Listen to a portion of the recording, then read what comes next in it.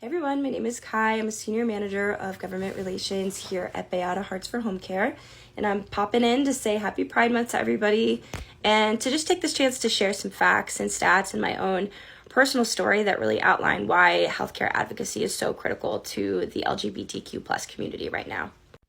In a survey conducted by the Center for American Progress, it's reported that nearly 1 in 10 LGBTQ individuals have been refused care by a medical provider in the last year due to their identity.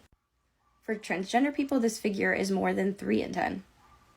When people experience discrimination in the healthcare space, they're naturally more likely to postpone or altogether put off seeking the medical care that they need. And this, combined with LGBTQ people facing higher rates of poverty and being less likely to be insured, perpetuates the health disparities that our community experiences. In my own experience, my passion for health advocacy and policy and my identity as a queer person are really quite connected to one another. I first came out to my family and a few select friends more than a decade ago, around the same time that I was starting to struggle with a pretty serious health crisis. At just 16 years old, in my sophomore year of high school, I was just growing sicker and sicker and found myself unable to be a normal teenager and to keep going to school. And my doctors were really struggling to figure out what was going on with me.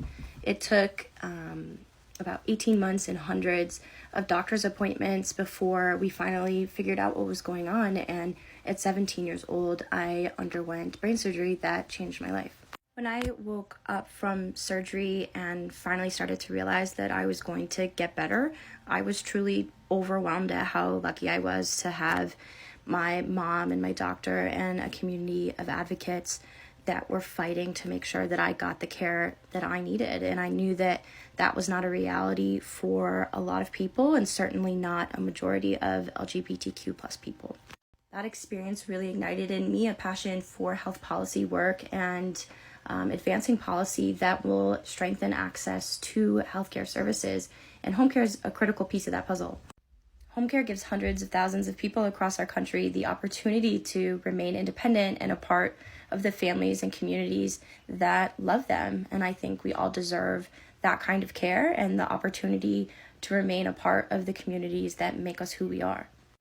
This Pride Month, I'm really thinking of all the LGBTQ plus elders and activists who have paved the way for us and built a community of people who really do take care of each other. And I'm recommitting myself to fighting for a healthcare system that cares for them too. And I hope you'll join me.